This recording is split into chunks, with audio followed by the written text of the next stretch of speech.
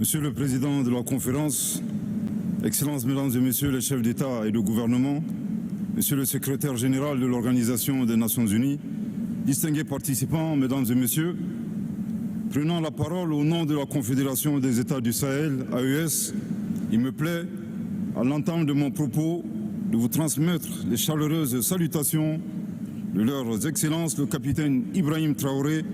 président du Faso, chef de l'État, le général d'armée Assimi Goïta, président de la transition, chef de l'État de la République du Mali, président de la Confédération AES, et le général d'armée Abdourahmane Tiani, président de la République du Niger, chef de l'État et des peuples du Sahel, profondément attachés aux idéaux de la coopération au développement. Monsieur le Président, les pays du Sahel font face depuis une décennie à un terrorisme qui leur a été imposé,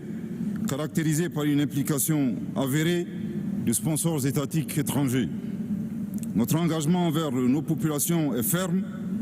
faire de la Confédération AES une puissance régionale panafricaniste, améliorer leurs conditions de vie en mettant fin à leurs tortures et à leurs souffrances. Ainsi, sous le leadership de nos chefs d'État, les forces de défense et de sécurité de nos trois pays combattent courageusement et sans relâche ces forces criminelles et obscurantistes et nous sommes certains de triompher. Cependant, dans l'immédiat, nos efforts de sécurisation mobilisent nos budgets nationaux. En effet, une grande partie de nos ressources est consacrée à la lutte contre le terrorisme sous toutes ses formes. Cette logique s'impose toute seule au regard de la manifestation du terrorisme qui entrave l'atteinte des objectifs de développement durable et surtout de la nécessité d'assurer l'existence de nos États. Sous le leadership des pères fondateurs de l'AES, soucieux de promouvoir un développement endogène et souverain, plusieurs actions ont été entreprises, notamment la création d'une banque confédérale d'investissement et de développement avec une dotation initiale de 500 milliards de francs CFA, soit environ 1 milliard de dollars. En vue de parvenir à un financement efficace, la Confédération AES, d'une part, préconise des investissements qui tiennent compte des priorités nationales et dans le respect de la souveraineté des États. D'autre part, est favorable à une coopération internationale, notamment sud-sud, dans les domaines de la technologie, de l'innovation, de la science,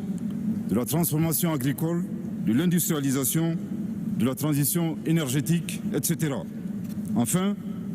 la Confédération des États du Sahel plaide également pour des réformes plus hardies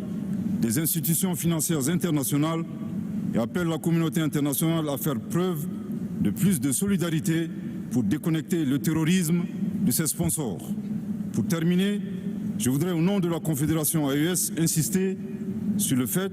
que dans un monde de plus en plus tumultueux et dominé par des menaces multiformes à la paix et à la sécurité internationale, le financement du développement nécessitera un changement de paradigme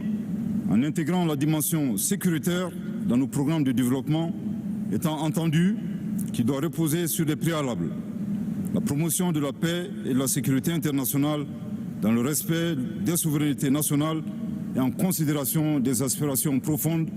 de nos populations. Je vous remercie de votre très aimable attention.